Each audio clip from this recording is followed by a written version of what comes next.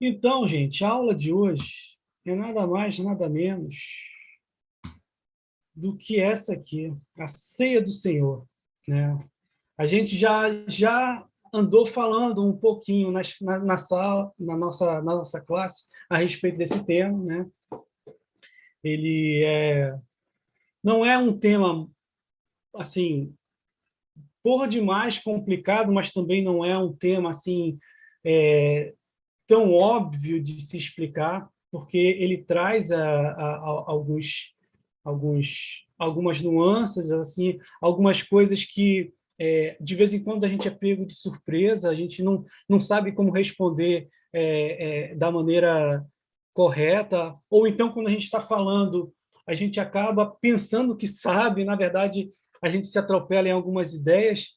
Então, o intuito dessa revista, dessa lição, eu não sei quem teve a oportunidade de ler o PDF que eu mandei, da lição 8, é justamente a gente tentar entender um pouco qual é o entendimento bíblico a respeito da ceia, né? Então, vamos lá. Quem notou aí, a Thaís está presente na nossa sala, né? Thaís é a minha esposa, para quem não conhece. Tudo bom, Thaís? Bom, Oi. vamos lá. Primeiro de tudo, vamos ao texto que fala especificamente da ceia, que todo mundo conhece um pouco, né? Todo mundo sabe mais ou menos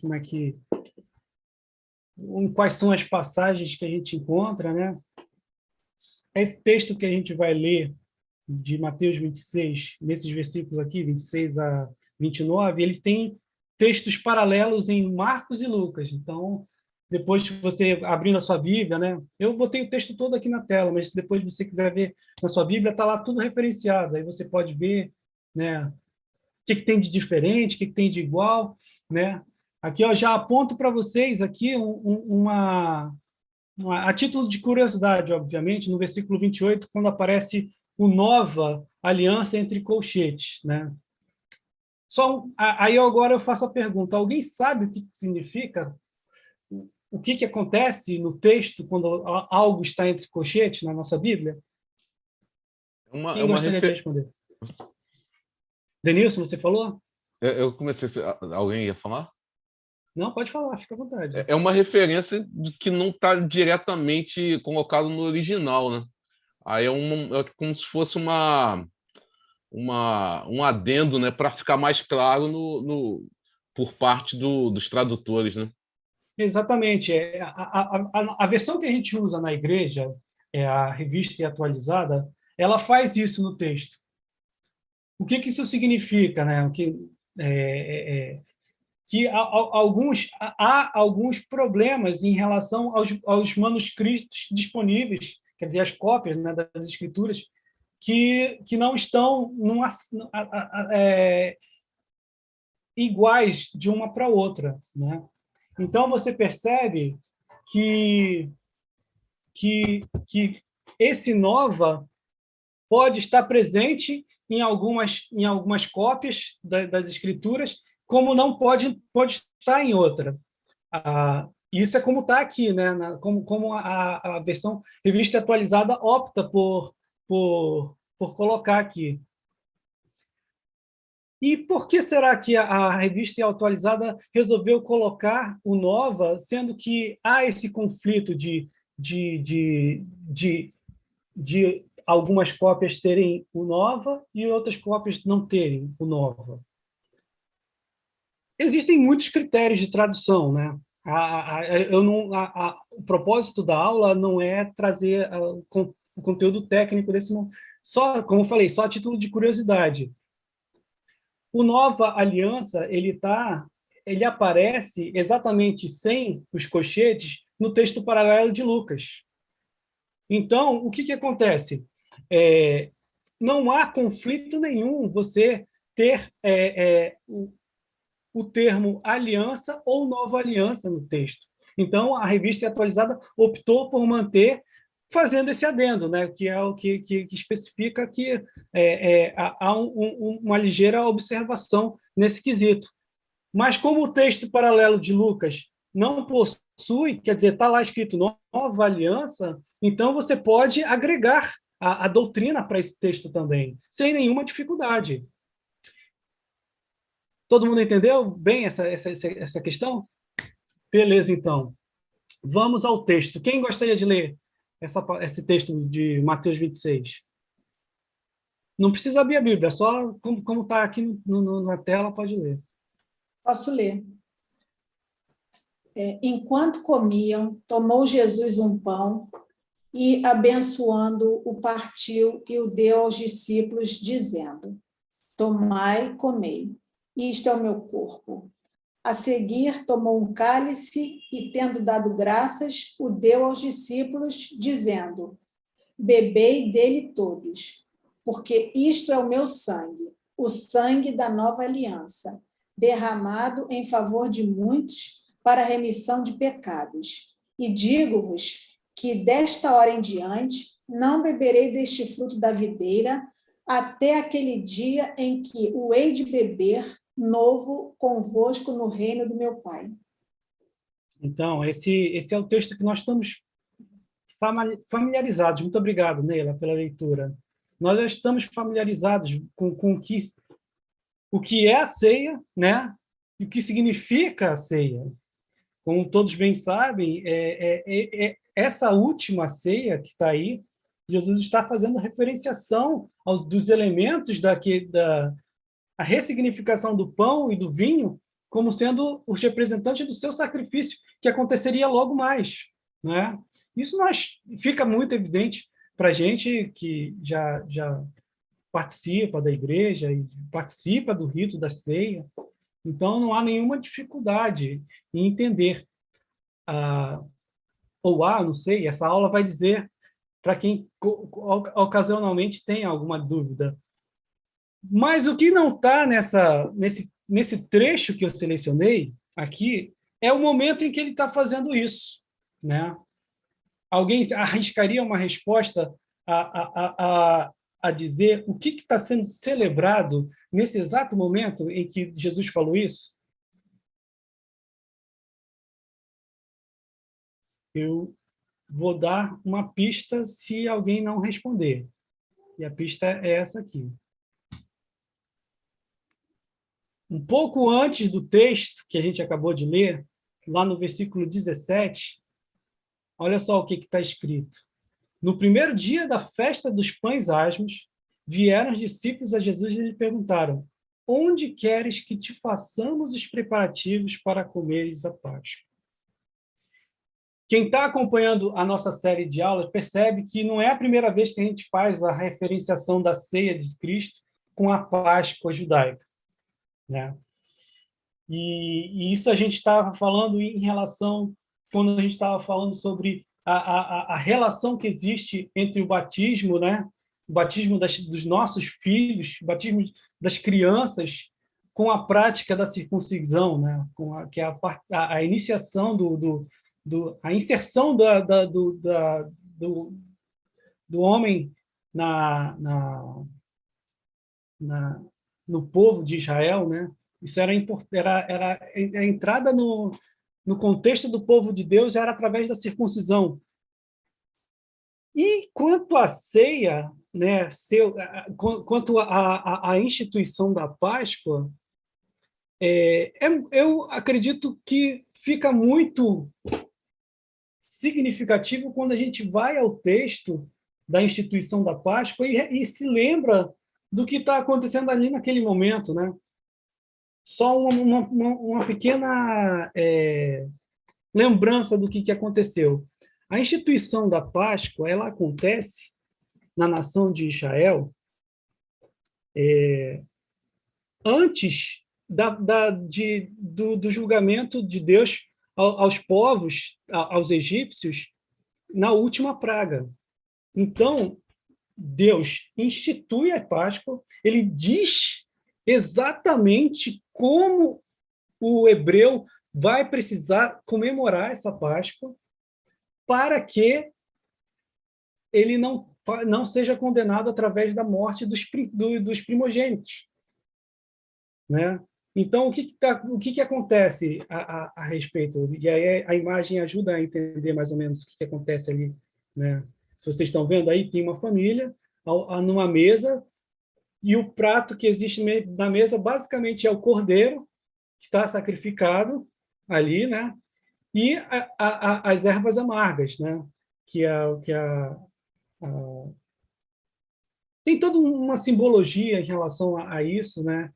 Mas o que precisa ficar claro para a gente, que é a questão do cordeiro, que é antes desse momento aí que as pessoas estão celebrando a Páscoa, o chefe da família ele pegou o sangue do cordeiro e marcou a porta para que a morte não matasse o primogênito.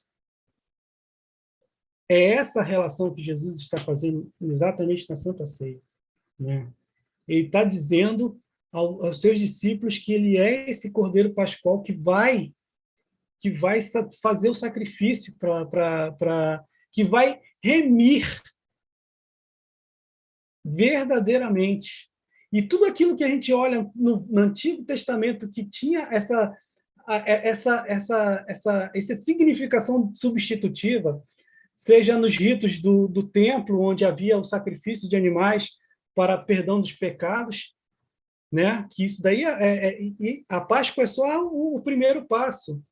Mas também tem o antes. A gente, quem participou de uma outra aula, quando a gente falou no sacrifício substitutivo de Isaac. Então, o Antigo Testamento todo ele está apontando para aquilo que Cristo iria fazer, né? Tá bem claro isso, gente? Eu acho que é tranquilo, né? Essa parte. Se alguém quiser falar alguma coisa, então o que Jesus está fazendo ali na Santa Ceia é dizer a plenitude dos tempos chegou. Eu é que vou cumprir isso, né? Então, sem nenhuma dificuldade, a gente entende que a gente agora tem a revelação de uma maneira mais plena sobre aquilo que realmente significa a libertação do povo, né? E aí eu encontrei nesse livro do Sproul, né? Eu fiz questão aqui de destacar um texto que eu encontrei, né? Nesse livretinho. Não, para quem não conhece, o Sproul, além da revista que a gente está lendo, ele possui um conjunto de livros bem curtos mesmo, que fala sobre uma porção de questões. Batismo, a Santa Ceia, e muitas questões que a gente tem trabalhado em forma de livros curtos. E aí eu encontrei esse texto aqui que eu achei muito interessante, né? Que ele fala um pouco a respeito desse caráter de Deus de instituir a Páscoa, né? E de Jesus estar fazendo isso novamente, estabelecendo a nova aliança.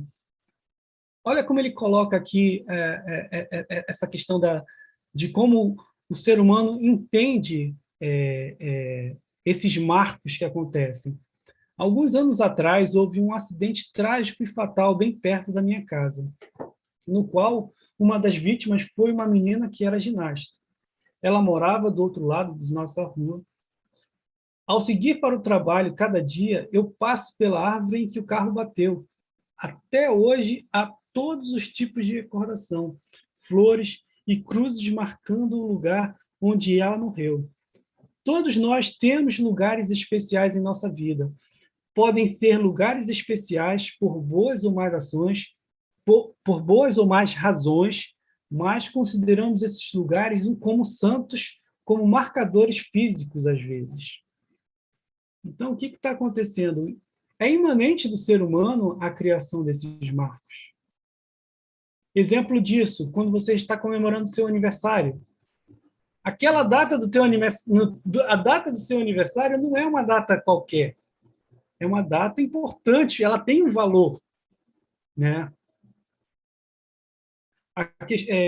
O exemplo que ele dá, né, dessa questão da perda, onde a pessoa faz uma homenagem ali, né, à vítima que morreu tragicamente. O ser humano ele é cheio dessas coisas. Ele instintivamente ele cria esses meios de rememorar algo que teve uma importância muito grande. E aí, eu lendo isso, né, é importante frisar isso, esse texto que eu li agora está no livro, mas ele acabou me fazendo lembrar algumas coisas que acontecem no ser humano que são bem trágicas, como, por exemplo, e isso aparece muito em filme, né? Quando, por exemplo, aparece aquelas famílias onde eles perdem um filho, né? Vários filmes acontecem, e acredito que isso gire um pouco da normalidade, daquilo que realmente acontece, onde os pais eles costumam deixar o quarto da criança exatamente intacto, como se fosse uma espécie de santuário memorial para por causa da morte daquela criança, né? Isso você vê o cinema e a televisão trabalhando esse negócio, criando o conflito das relações, né? Os pais que deixam de viver porque estão criando esse memorial, né? E aí você percebe que até eu fiz uma analogia em relação a isso, que às vezes a gente faz as memoriais, a gente cria os próprios memoriais, mas nem sempre esses memoriais eles são benéficos para a gente, né? De uma maneira sucinta, a ceia do Senhor é um memorial para que precisa ser estabelecido, porque é algo que de uma importância tremenda nas nossas vidas. É aquilo que representa o significado de Cristo na cruz, do que Jesus Cristo fez na cruz para as nossas vidas. Isso não é pouca coisa. Só que, diferente desse memorial desses pais que acabaram criando esse memorial de morte, onde, às vezes, a pessoa ela precisa até ter um trabalho psicológico para tirar esse memorial, para se desvencilhar disso, para poder ter uma vida normal de novo. A ceia do Senhor é esse memorial que produz vida, que produz a verdadeira vida, porque nós estamos em comunhão com Deus através desse relacionamento que Cristo institui. Tá claro isso, gente? Tem alguma questão, alguma dúvida? Posso continuar aqui? Então, a gente vai continuar mais um pouquinho. Deixa eu ver o meu tempo aqui. São 9 horas, tá? Dá para trabalhar um pouquinho mais. Em 1 Coríntios 10, olha só esse texto aqui. E aí a gente vai caminhando um pouco mais nesses textos que o Sproul vai trabalhando na revista. Eu espero que alguns de vocês tenham lido durante a semana, porque esses textos nos ajudam a compreender. São textos que vão somando a isso que a gente está falando, né? Eu vou pedir para alguém ler esses versículos que estão aqui. Quem pode ler para mim? Eu posso. Não vos, Elisete, vai lá. tá. Não vos sobreveio tentação que não fosse humana, mas Deus é fiel e não permitirá que sejais tentados além das vossas forças. Pelo contrário, juntamente com a tentação vos proverá livramento, de sorte que a possais suportar. Portanto, meus amados, fugi da idolatria. Falo como a criteriosos, julgai vós mesmos o que digo. Porventura, o cálice da bênção que abençoamos não é a comunhão do sangue de Cristo? O pão que partimos não é a comunhão do corpo de Cristo? Porque nós, embora muitos, somos unicamente um pão, um só corpo, porque todos participamos do único pão.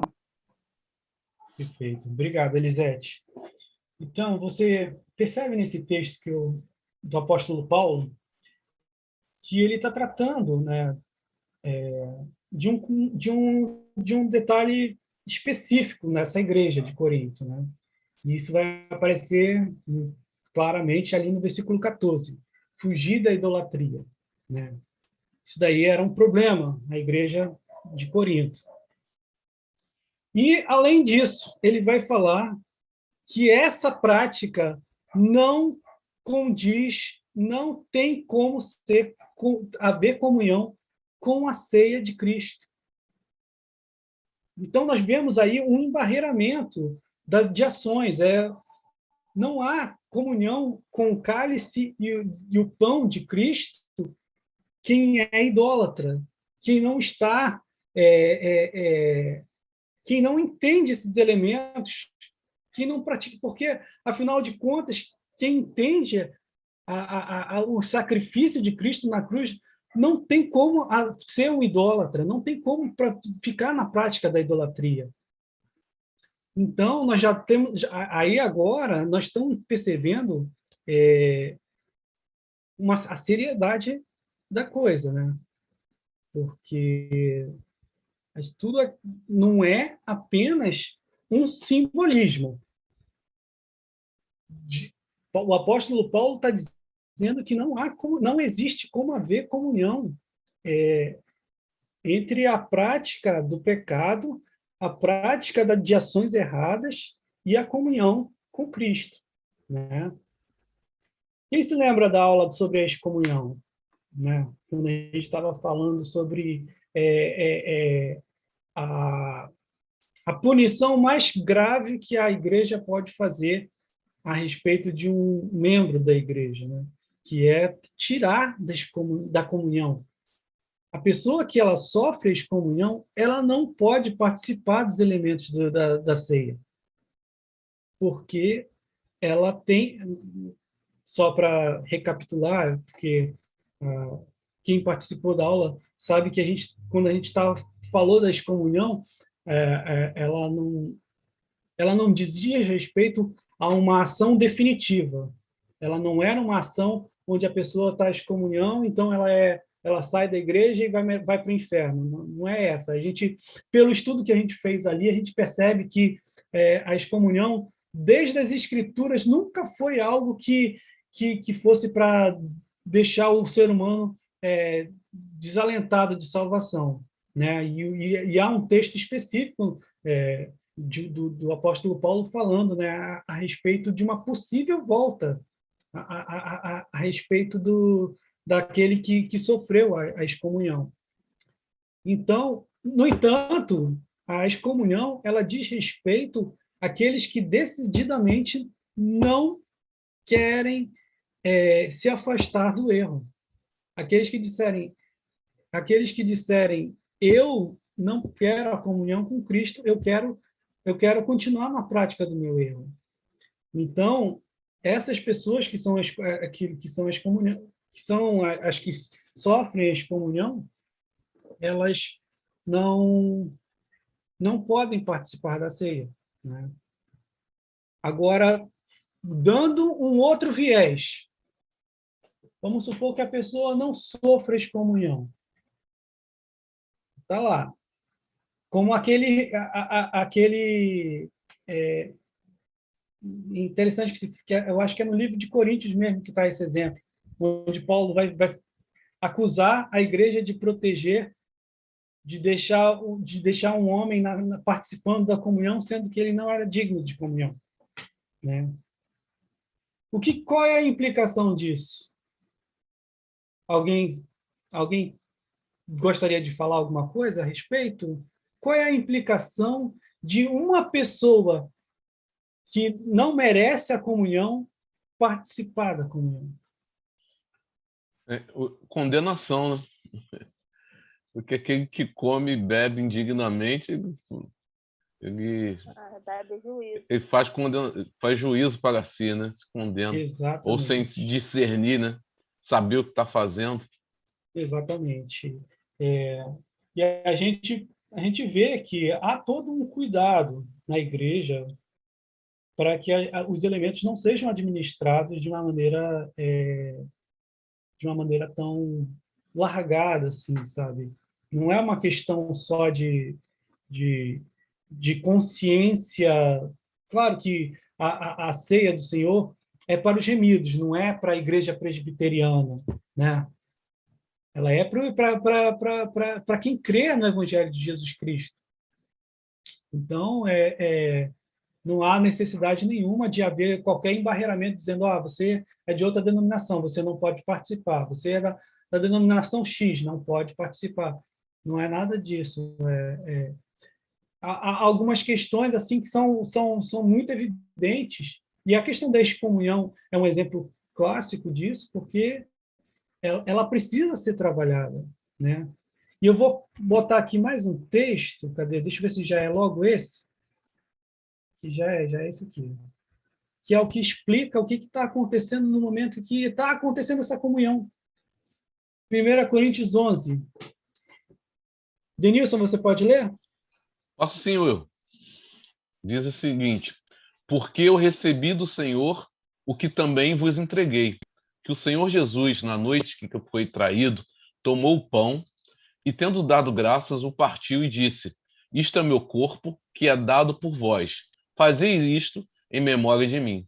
Por semelhante modo, depois de haver ceado, tomou também o cálice, dizendo: este é o cálice da nova aliança do meu sangue. Fazei isso todas as vezes que o beberdes, em memória de mim. Porque todas as vezes que o comerdes esse pão e beberdes desse cálice, anunciais a morte do Senhor até que ele venha. Por isso, aquele que comer o pão ou beber o cálice do Senhor indignamente será réu do corpo e do sangue do Senhor.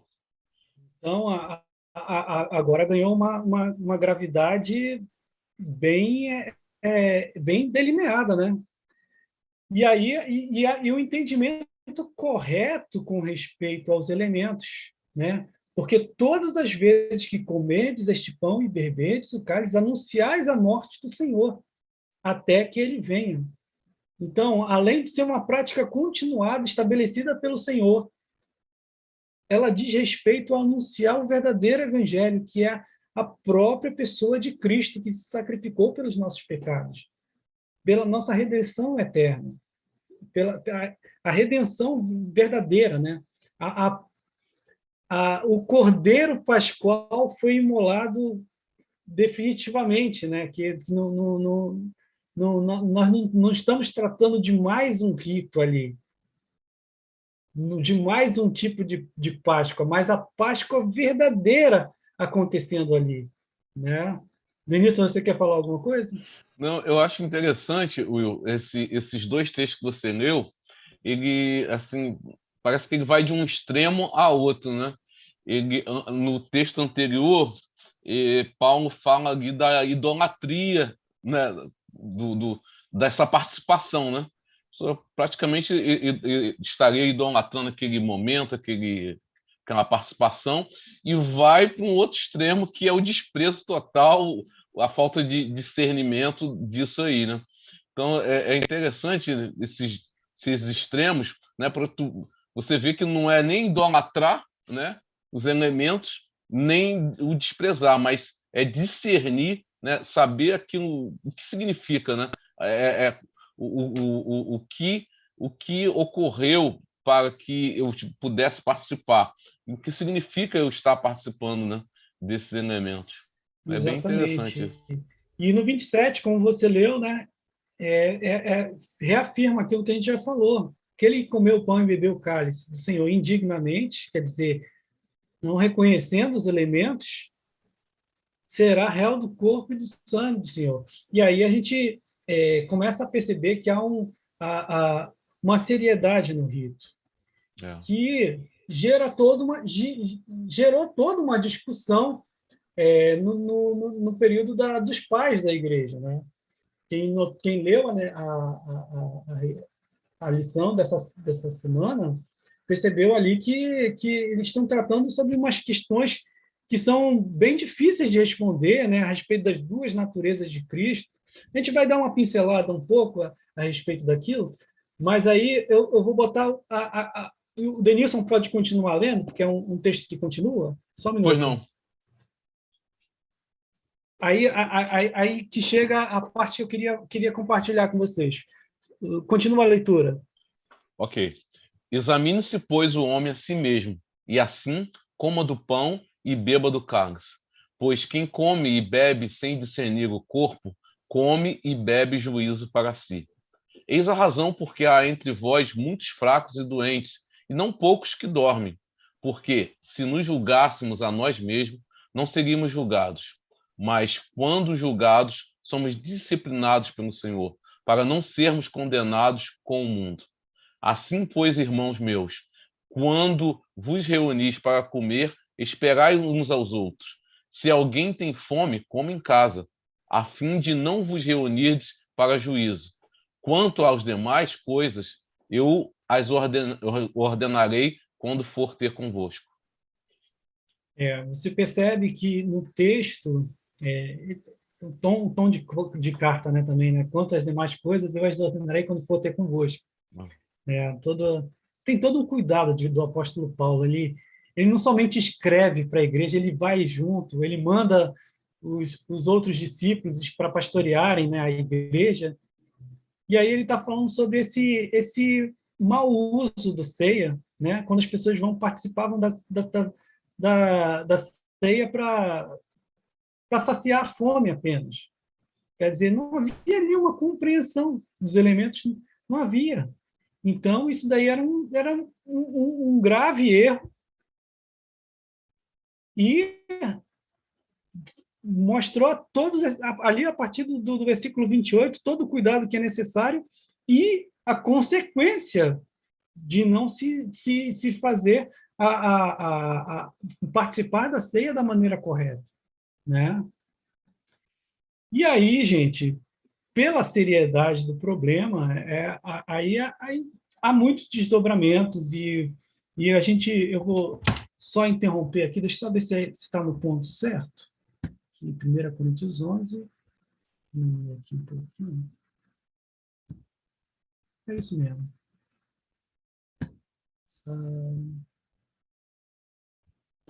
Vou interromper aqui rapidinho nos seus slides, que aí agora a gente vai um pouco para passar para o que a revista está falando, né?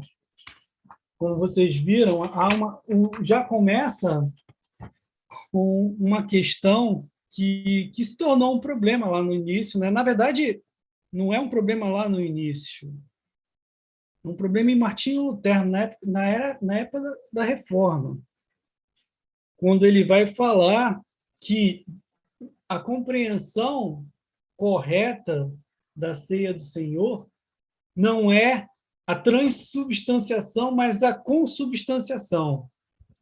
Eu não vou falar muito sobre transubstanciação, porque o professor que vai dar aula sobre esse tema está aqui com a gente, vai ser o Denilson, e ele vai falar muito mais a respeito disso.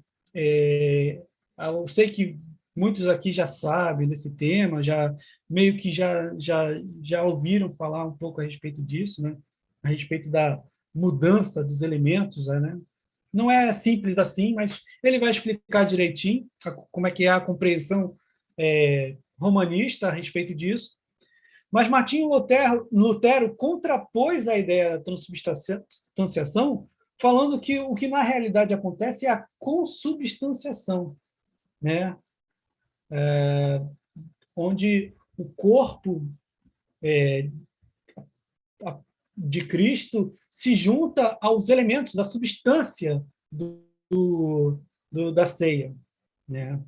Isso foi assim, isso gerou um problema, obviamente, porque também, apesar de ter sido Martinho Lutero que falou isso, não era uma compreensão unânime no círculo reformado, né? Então, muito se discutiu a respeito disso.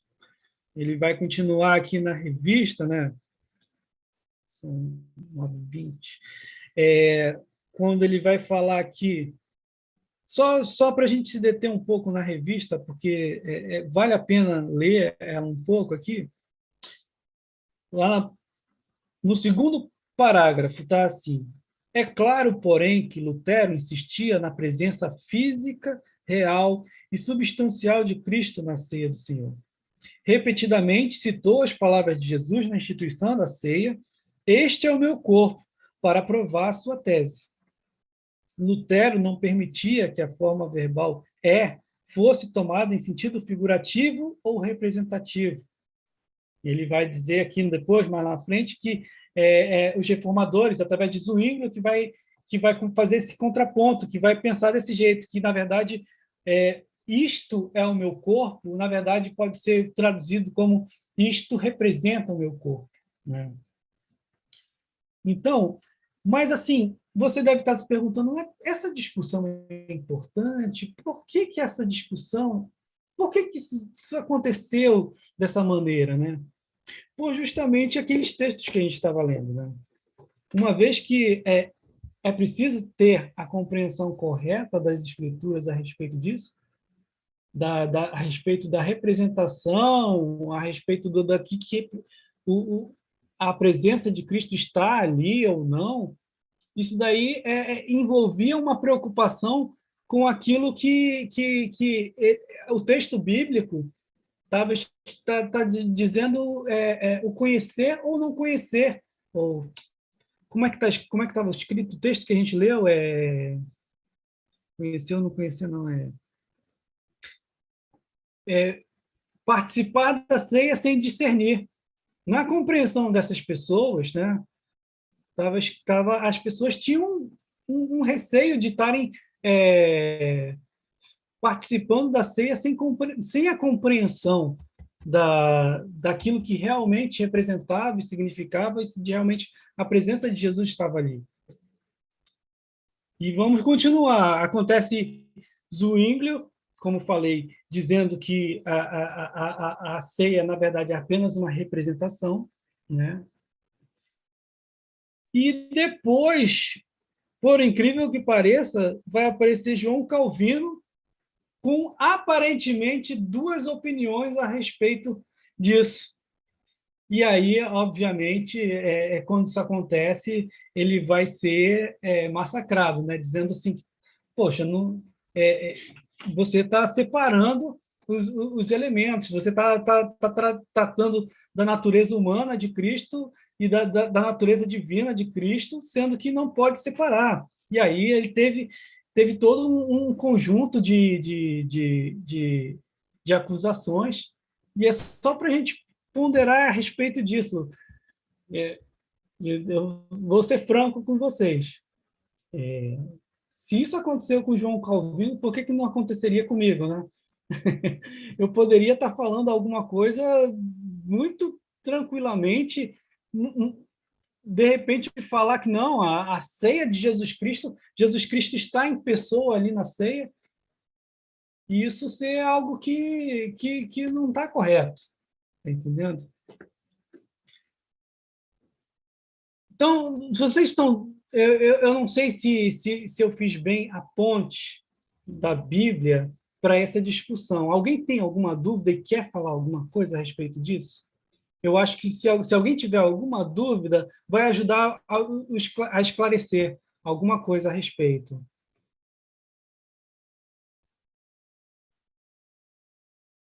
Ok? Estão entendendo a preocupação dos reformadores nesse momento de impasse que está acontecendo ali? Porque o que acontece? Isso é até a nossa confissão de fé, a confissão de fé que nós trabalhamos, ela nos ajuda a compreender quando a gente fala a respeito da natureza de Cristo, quando a gente fala que Cristo é 100% homem, 100% Deus, né? E a gente não pode dissociar de nenhuma maneira isso. Então, gente, no final de contas, quem está certo nessa situação? Né? A gente já aprendeu as escrituras, a gente viu ali os elementos, como funcionam, e agora tem toda essa discussão sobre o que representa cada elemento, né? E havendo ali impasses onde, por exemplo, a compreensão errada do significado e da natureza dos elementos poderiam incorrer numa heresia, quer dizer, algo que destoasse a compreensão daquilo que Jesus Cristo realmente era, né? E aquilo que ele tinha ensinado. Então, o Sproul, aqui, sabiamente, vai fazer um gráfico, que é uma maneira que ele encontra de fazer uma explicação correta daquilo que Calvino tentou explicar e não foi compreendido, né? E aí eu vou compartilhar aqui uma tela com vocês, que é quem leu a revista viu essa imagem aí, né? Eu não sei se vocês todos estão vendo, mas está aqui tratando a respeito das duas naturezas de Jesus, a natureza humana, que é exatamente igual àquilo que nós já estamos habituados, né? O homem que sente fome, que tem, né, as limitações que são referentes ao corpo, e a natureza divina. Tudo junto, isso na pessoa de Jesus Cristo, né? Essa é a compreensão que a gente precisa ter correta a respeito de Jesus. A gente já estudou isso numa outra oportunidade. Então, Sproul vai explicar que na compreensão de Calvino, não há como a natureza humana de Cristo estar representada nos elementos da ceia, né? Porque quem viu o relato bíblico, quem já leu as Escrituras, sabe que Jesus Cristo voltou para o Pai, né? Ele foi elevado às alturas, está com Deus. O corpo de Jesus Cristo, o corpo glorificado, está na presença de Deus. Então, ele não pode estar presente nos elementos da Santa Ceia. Mas a natureza divina pode estar, né? Que é a natureza que gosta da onipresença. A gente já falou isso sobre a natureza da onipresença, da onisciência do nosso Deus. Então, ele está presente na ceia nesse aspecto, mas não no seu corpo físico. Obviamente, não está, o que seria algo incompreensível para a gente. Ficou claro, gente, esse impasse, que, na verdade, ele é fruto de uma preocupação com os elementos da ceia? Eu não sei se você teve ou tinha essas questões, né? Mas a maneira correta de a gente entender é essa que a gente viu no gráfico. A presença de Deus de Jesus se faz na ceia pela natureza divina dele. Então, ele está em todo lugar porque ele é Deus, né? Então, era isso que eu tinha para falar. Eu não acredito que vocês não estejam com dúvidas. Eu gostaria de escutar algumas perguntas aqui para a gente trabalhar junto. Quem se habilita a fazer alguma pergunta?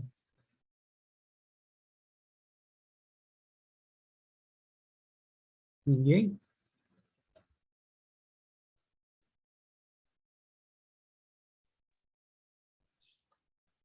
Will, Pode falar, Denise. a gente pode pegar até uma das perguntas, até para levantar aqui, juntar a rede. Aí é o saque, né? tipo vôlei. A pergunta 5 é interessante, né, para a discussão. Aí fala assim: você acredita realmente que, ao participar da ceia do Senhor, você está se alimentando e se fortalecendo espiritualmente? Por quê? Então, Olha só, essa pergunta é interessante, hein, é, gente? Essa pergunta é interessante. Agora, eu vou, antes de esboçar aqui uma resposta para essa pergunta, eu falo mais uma vez: alguém se habilita a querer falar alguma coisa, mediante o que a gente já falou aqui, tá? Ou então a compreensão que você tenha, fique à vontade, não fiquem com medo desse assunto, não, gente. Aliás, é importante a gente falar sobre isso, porque muitas vezes a gente tem questões a respeito disso, não sabe como é que a visão reformada é. De repente, está olhando pela primeira vez essa explicação a respeito das duas naturezas de Cristo, né? Eu vi que o Guilherme Saião liberou o microfone. Quer falar alguma coisa, meu irmão? Rapaz, estou aqui pensando, estou aqui falando, assim. Eu vou interpretar que esse assunto é mais difícil do que eu estava achando. Umas discussões, assim, no meu ponto de vista, sabe, sem cabimento, assim, né? Quer dizer, os irmãos católicos acreditam que o pão vira o corpo e que o vinho vira o sangue, né? E a gente usa, geralmente, isso como um memorial, né? Ou seja, o pão vai representar o corpo de Cristo ali, vertido na cruz do Calvário por nós, né? E o sangue vai representar o vinho. Eu acho uma coisa tão simples e natural da gente entender, né? E sem complicar, né? Ah, não, o negócio vira, transforma. Não sei de onde eles tiraram essa ideia, mas a gente respeita, né, a opinião. Mas, assim, eu acho interessante da ceia, que sempre para mim, né, fala profundamente ao meu coração, é o examinar-se a nós mesmos, né? É aquele momento em que você eleva os seus pensamentos, né, sobre a sua salvação, né, que Jesus deu a sua vida, né, verteu ali na cruz o seu corpo, o seu sangue, em seu lugar. Então, para mim, é um momento então que eu paro e reflito como é que está a minha vida espiritual, né? Pelo fato de Jesus ter feito tudo aquilo por mim, o que eu tenho feito, né, em prol do reino de Deus, em prol de Jesus, né? E eu começo a examinar geralmente a minha vida durante aquele mês, durante aquela semana, né? E aquilo vai me mexendo com o meu ser de uma forma que, poxa, olha, essa semana eu orei pouco, eu li minha Bíblia pouco, ou né, fiz coisas que não deveria, né? Então, é um momento ali que eu trago a reflexão, né, a minha vida espiritual, como é que anda, e faço votos, né, de me consagrar mais, de, né, estar mais aos pés da cruz, né, e agradecer a Deus o privilégio, né, que temos enquanto cristãos de podermos participar desta ceia e nos traz à memória o sacrifício dele. E isso não é um momento, digamos assim, triste para nós cristãos, né? Pelo contrário, é um momento de alegria, né, em que nós celebramos, né, a ceia do Senhor, e um dia nós vamos celebrar lá na glória com ele, né? Nesse momento a gente traz essa memória à morte, né, e principalmente o que ele fez por nós. Então isso tem que nos encher de alegria e de gratidão por tudo aquilo que Cristo fez lá na cruz por nós, né? Eu acho que o grande sentido da ceia do Senhor é isso, né? É nos trazer esta memória para que a gente nunca esqueça, olha, pela tua salvação foi pago um alto preço, né, que foi o sangue do Cordeiro vertido lá na cruz do Calvário por nós, cada um de nós, né? Então é um momento de a gente parar, poxa, o que eu tenho feito por Jesus, pela causa do reino, né? Onde que eu preciso me consertar, né? Então isso é discernir, o corpo, é você, né, fazer essa reflexão e você então fazer votos de uma vida mais consagrada ao Senhor. Então, Alguém quer falar mais respondendo alguma essa pergunta de número coisa? 5, você acredita que realmente, ao participar da ceia do Senhor, você está se alimentando, se fortalecendo espiritualmente, né? Então, respondendo aí, eu acho que é isso. A gente não só se alimenta, como se fortalece espiritualmente, né? Porque a gente traz essa memória do que Cristo fez por nós lá na cruz do Calvário. É um momento de alegria nesse sentido, né? De você, então, encher-se de gozo, né? De alegria por você ter sido um escolhido do Senhor. Olha que pensa, né? E você, então, tem esses momentos que o próprio Jesus instituiu para que a gente não se esqueça disso. Perfeito, perfeito. Você falou uma palavra que diz muito respeito, a questão de se esquecer. Aqui, por exemplo, a Fátima, ela colocou aqui no chat que nós esquecemos de fazer a oração de abertura no início da aula. Gente, peço desculpas a vocês. Eu sou uma pessoa que esquece muito facilmente. E assim, claro, algumas pessoas têm mais facilidade para se lembrar e tudo mais, mas assim, no geral, o ser humano tem a facilidade de esquecer. E se a gente tem um memorial que nos faz voltar a lembrança do pacto da graça com a Deus, é isso que nos alimenta espiritualmente, é isso que nos dá a motivação correta para praticarmos a santidade nas nossas vidas. Né? A gente já falou sobre santidade nas aulas anteriores, então o ser humano esquece com facilidade. É necessário ter a lembrança. E vocês já repararam que nas escrituras não há uma metodologia acontecendo, tipo, a ceia ela deve acontecer no primeiro domingo de cada mês, ela deve acontecer com a taça que é compartilhada entre os irmãos. O pão que é partido é esse o pão que tem que ser distribuído de mão em mão. Não há nenhuma normatização com respeito a isso, né? Mas há a importância de se entender a representatividade que nos arremete à graça de Deus, né? A preocupação não é a forma que é feita, mas aquilo que representa, que Deus realmente sacrificou como Cordeiro Pascual em nossas vidas. Né? E a gente precisa ser lembrado disso o tempo todo, porque nós somos pecadores. Né? E o Carlinhos, que levantou a mão, vai falar alguma coisa. Fique à vontade, meu irmão. Gente, boa noite de quem não estava aí quando eu entrei junto com vocês, mas esse assunto ele nos faz... nós temos 3 presbíteros presentes, e eu penso que nós pensamos iguais. A nossa responsabilidade é entregar os elementos da ceia do Senhor a cada pessoa, e muitas das vezes pessoas que a gente não conhece, que às vezes não tem a consciência disso, é uma responsabilidade muito grande.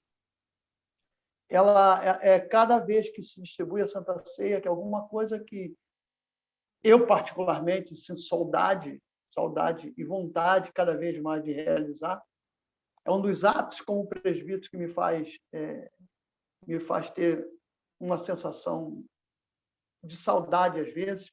Uma delas é essa. Mas já aconteceu de eu receber um visitante na igreja, e aí está a diferença daquele que não conhece essa diferença da comemoração da ceia do Senhor, desse dia da Páscoa, dessa hora da Páscoa que Jesus estava comunicando. Eu recebi um visitante que conhece Bananal, viveu em Bananal, ou seja, morou lá, namorou uma garota que era da igreja quando ele era jovem, que era da igreja, conheceu lá em Bananal, namorou ela um período, e ele agora morava perto da igreja e ele estava lá. E um belo dia, eu conversei com ele, domingos depois, era primeiro domingo, ele estava sentado lá, e ele tinha comentado comigo que se ele poderia assistir o culto, e depois, mais tarde, ele ia tomar uma cerveja. Eu falei, não tem problema nenhum, mas assiste o culto, participa do culto, depois você toma a sua cerveja, mas assiste tudo com a gente. E 2 ou 3 domingos depois, era primeiro domingo, ele estava sentado lá. E eu vim distribuindo a ceia, ao chegar próximo a ele, eu tinha que servir o irmão que estava do lado dele, ele foi colocar a mão no pão.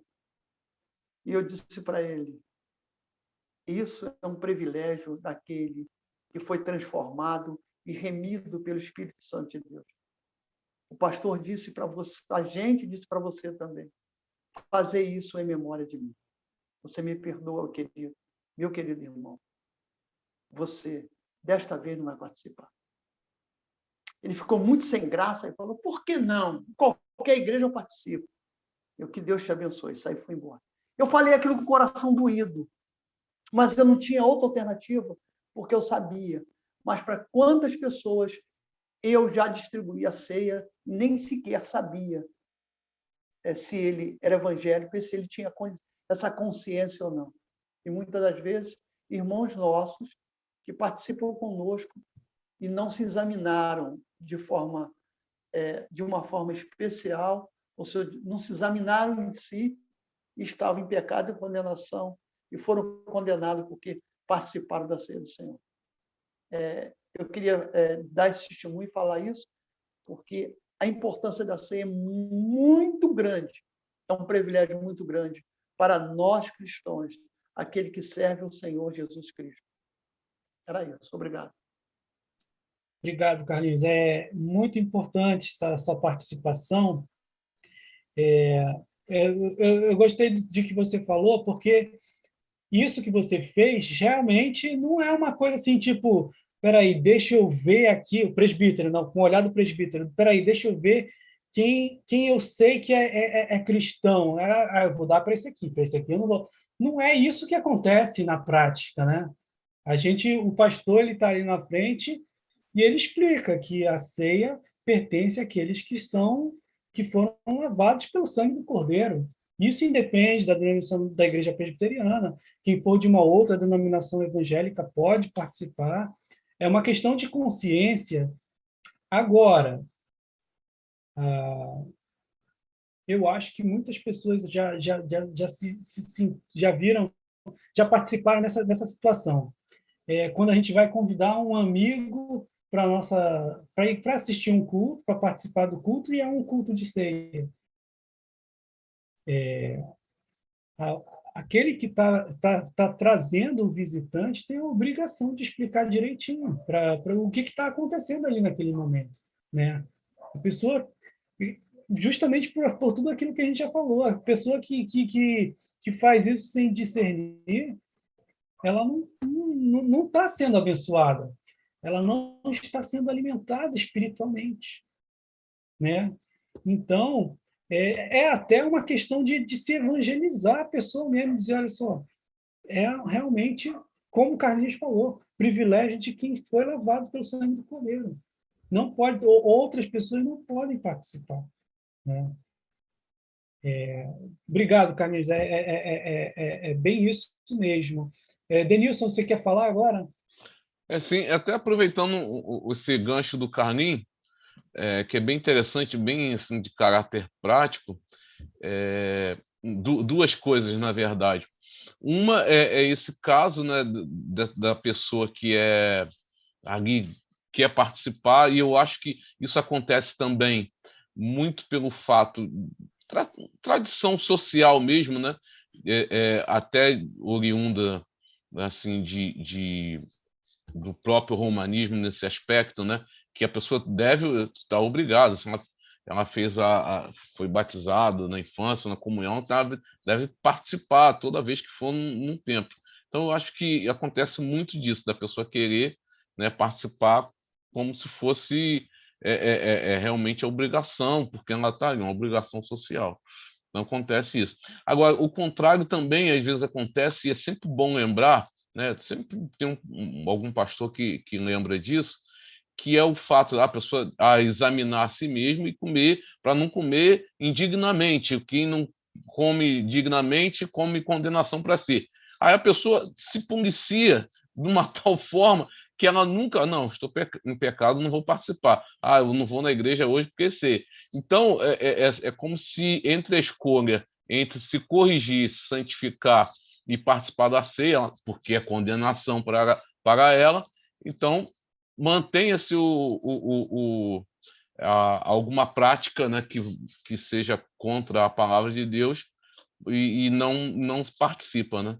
Então examinar é para examinar e corrigir mesmo, né? Para participar, não vou fazer, vou deixar isso para trás e vou me corrigir para que eu possa fazer parte da comunhão. Isso mesmo, Denilson. Mas é uma coisa que precisa ser pontuada também, é que a gente não está se referindo a uma questão do tipo deixar pecado, né? Até porque isso não tem como acontecer. A pessoa nasce de novo, a pessoa participa, é lavada e remida pelo sangue, mas não deixa, até a volta de Cristo, ainda continua sendo pecador. Sim, Então, sim. o que acontece? Qual é a diferença? A diferença é que a pessoa sabe o que representam os elementos e quer a comunhão com Cristo. Ela não quer o pecado, ela quer a comunhão. Por isso que muitas vezes as pessoas há pessoas que acabam rejeitando a ceia de uma maneira assim, de uma maneira que na verdade não deveria. Uma vez, eu repito isso, eu falei de um pastor, reverendo Evaldo Beranger. Eu lembro muito bem quando ele falou que muitas pessoas olham para a própria vida achando assim, eu encontrei um pecado na minha consciência, uma prática de um pecado que eu fiz, então eu não vou participar da ceia, né? Como se a pessoa conseguisse ficar plenamente santo para aquele momento. Quando, na verdade, não é isso que é para acontecer. O que acontece é que você está deliberadamente escolhendo rejeitar o pecado e querendo a comunhão com Cristo. Embora a gente só vai ser plenamente libertos do pecado quando Jesus Cristo voltar, né? Por enquanto, aqui a gente... Quem falou? Guilherme, eu entendo que esse examinar-se a si mesmo é justamente isso. Você olha para dentro de você. Se você tiver um pecado, ali é o momento, né, de você pedir perdão a Deus. O que fala 1 João 1,8? Se confessarmos os nossos pecados, ele é fiel e justo para nos perdoar os pecados e nos purificar de toda a justiça. Então, é o momento de nascer, é o momento que você vai pedir perdão, para Deus me perdoa, né? E aí você participa da ceia, porque você já pediu perdão, já se sente perdoado pelo Senhor. Mas muitas pessoas fazem isso que o Denis falou mesmo. Não, eu briguei com a minha mãe, eu discuti com meu filho, então não vou tomar ceia hoje. Quer dizer, ali é o momento da ceia, mas quando fala examinar, eu pedi, Senhor, me perdoa. Quando chegar em casa, eu vou me acertar, vou pedir perdão para quem precisa. Mas ali é o momento, né, de você se examinar, que é justamente isso. Pedir perdão pelas suas faltas. Carlinho de novo. Carlinho de novo. Olha o finalzinho do texto. Fazer isso em memória de mim. Ou seja, o meu pecado, que está incluso em mim, que não vai sair nunca, só quando Cristo voltar, que eu nasci do pecado, vivo no pecado. Claro que vou tentar me corrigir cada vez mais, mas aquele momento é um momento de fazer em memória de Cristo. Memória de Cristo. Algumas pessoas não conseguem perceber isso, somando com o que o Guilherme falou.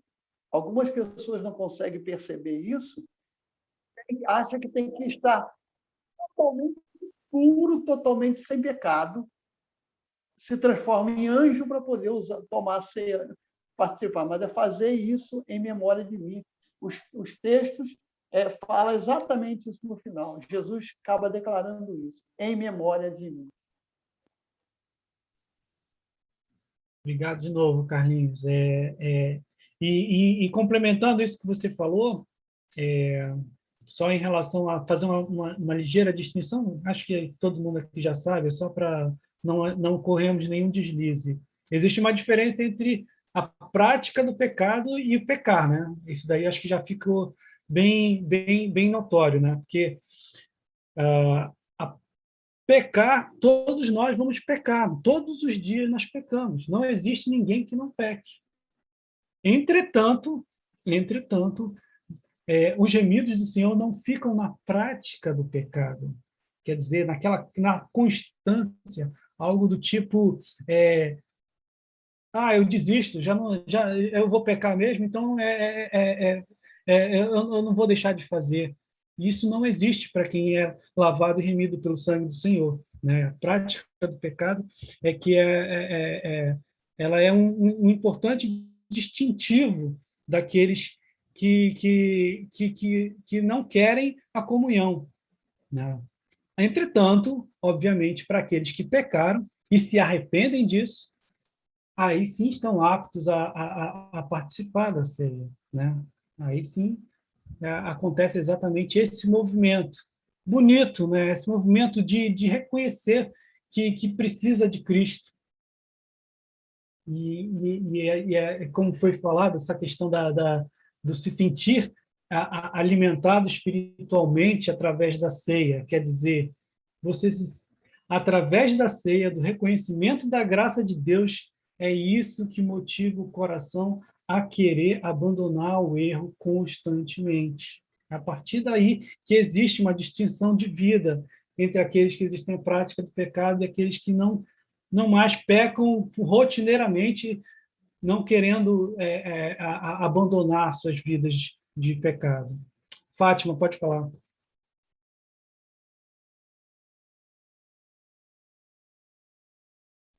Você está mutada, você tem que desmutar.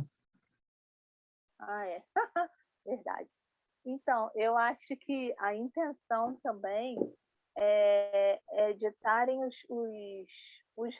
escolhidos, né, estarem reunidos ali naquele momento, como foi feito na própria mesa de comunhão com Jesus, da gente estar ali também na igreja, todos reunidos também, como se estivesse em volta da mesa, junto com ele, né, fazendo essa reflexão e sendo perdoados também, que acho que é uma maneira de voltar àquele momento. A gente não tem, assim, como eles tiveram o mesmo privilégio, mas temos o privilégio dessa forma de nova aliança. Né? Uhum. Entendo assim também.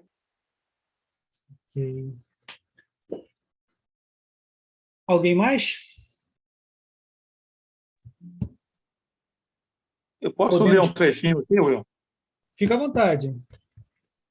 Quando eu falei que Santa Ceia é uma festa, né, eu estou com um manualzinho muito interessante. Vou dar uma lida assim. Por que ele fala que é uma festa? Ele fala assim, é uma festa que exige preparo. Né? Uma festa exige preparo. Muito tempo antes já se pensa nela. Depois, todos fazem questão de se apresentar com vestes limpas e bonitas. A ceia exige também um preparo espiritual, a fim de o crente se apresentar diante do seu Deus com seu coração limpo, com sua vida digna. Não se pode exagerar a necessidade desse preparo prévio para se tomar parte na mesa do Senhor. Paulo disse que qualquer que comer este pão ou beber este cálice do Senhor indignamente será culpado do corpo e do sangue do Senhor. E acrescenta, examine-se, pois, o homem a si mesmo e coma deste pão e beba deste cálice. Está lá em 1 Coríntios 11, já lembro, né? 27 e 28. Destas palavras, concluímos que o crente precisa estar preparado para participar da Santa Ceia, como deve estar para se encontrar com Cristo, ou na sua ida, ou na sua vinda. E a Santa Ceia, como ele falou, é uma festa, exige esse preparo, e é uma festa porque temos que ter alegria, né? Todos devem comungar alegremente. Não deve haver malquerenças ou ressentimento. Todos os corações devem pulsar de amor e de alegria na presença de Cristo. E, por último, ele fala que a Santa Ceia é uma festa porque temos alimento. Ele fala, a Santa Ceia é para alimentar espiritualmente o crente. Todo homem está sujeito a baixas de temperatura na sua espiritualidade, a fraquezas na sua vida. O modo de ele se reanimar, de retemperar as suas forças e de preparar para as lutas da vida é a comunhão com Deus por meio da Santa Ceia. Examine-se, pois, o homem a si mesmo e coma deste pão e beba deste cálice. Então é isso. Isso aí. Bem, meus irmãos, estamos com a hora avançada. Acho que já falamos sobre tudo, mas eu deixo aqui a porta aberta, viu? Para todo mundo aqui que participa do grupo, se quiser falar sobre esse assunto, né, especificamente, ou quiser falar sobre algo que a gente acabou não tratando, né? A minha vontade é querer trabalhar junto todas as dúvidas e se eu não, por um acaso eu não souber a resposta, a gente vai caminhando junto, pelo menos a gente estuda junto, né? Então, fica aberto aí a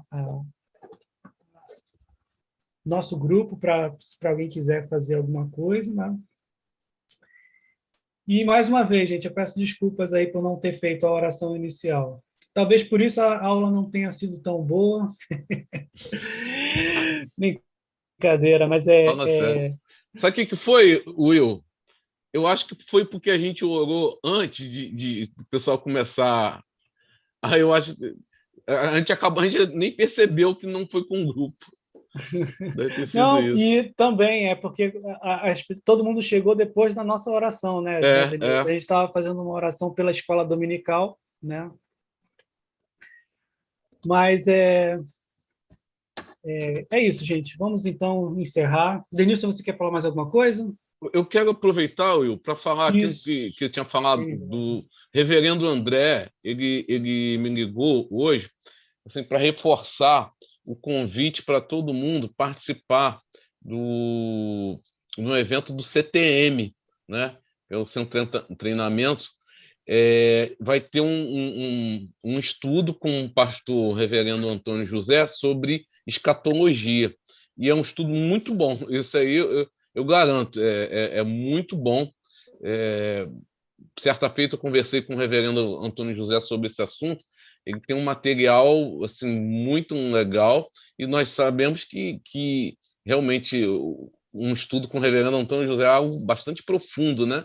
Recomendo, gente, recomendo. O Assim, cara é fera. Muita humildade e muito conhecimento no lance, né? Fora de série. Então, e esse assunto ele requer que a pessoa tenha um repertório de literatura bom, né? Porque são tantas as interpretações e as linhas, né? De vieses aí, né? Dispensacionalismo e tal, vale a pena a gente não perder essa oportunidade, gente. Vai ser no sábado, né? A gente vai anunciar com mais detalhe, Will, no grupo, mas assim, vai ser no sábado, de 9 às 11, vai ser semipresencial, né? Porque quem puder se inscrever vai ter vaga para até 100 pessoas na igreja. E também vai ser transmitido. Vai ser transmitido também, virtual. Então, essa semana a gente vai estar divulgando mais detalhes no grupo. Mas vocês já ficam preparados para compartilhar. Compartilhe com bastante gente mesmo. Vamos encher essa sala aí que vale muito tempo. Aqui, legal. Legal, Guilherme. Ontem passou no culto, eu anotei aqui no boletim. Que bom. Vou passar para os irmãos. É 3916 3865. 3916 3869. Tá? Para quem quiser se inscrever. O telefone lá da igreja, né? Isso. O DDD 21. Não vamos esquecer que a gente tem o Alexandro aí, que o DDD dele é 90 e alguma coisa. Ele está lá no Maranhão. DDD 21. Tá bom, Alexandro? O número é qual mesmo? 3916 3865. 3916 3869. Tá bom. Bom? Tá jóia. Então, meus irmãos, vamos fazer a oração. Só para lembrar os amados irmãos, que quem está participando conosco é o esposo da nossa irmã Maria Antônia, é o Miguel, entendeu? Daqui também da nossa igreja presbiteriana Bethsaida. Primeira vez que está participando com a gente, eu queria que os amados irmãos dessem aí né? Se ele quiser falar alguma coisa, ele pode falar, entendeu? É nosso irmão aqui bem abençoado mesmo. Amém. Seja bem-vindo, meus irmãos. Os amigos aí do Alexandro, sejam todos bem-vindos. Ele chegou aqui em peso com a turma aí do Maranhão, hein? Deus abençoe vocês, meus irmãos, e caminhem com a gente aí. Nós estamos avançando muito legal esses estudos aí, e um privilégio muito grande estar junto com vocês nessa caminhada, tá? Mas vamos orar. Eu vou pedir a Fátima. Fátima, você pode fazer a oração final? Posso sim. Pode.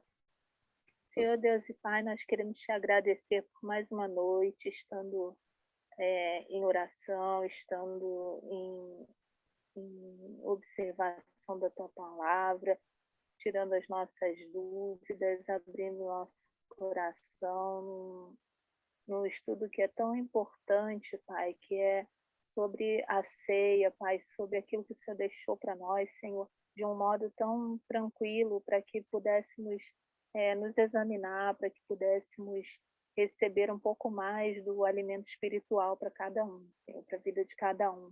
Algo totalmente individual, algo totalmente vertical contigo, Pai. Nós te agradecemos a vida do Will, que nos trouxe a palavra hoje, agradecemos pela nossa igreja presbiteriana do Rio, Senhor. Pedimos que o Senhor guarde a vida de cada um que está aqui, cada um que está no YouTube, Senhor, suas famílias, ó Deus, e que possamos, Pai, crescer a cada dia mais na tua palavra e no teu estudo, Senhor. Abençoe a vida de cada um, em nome de Jesus. Amém.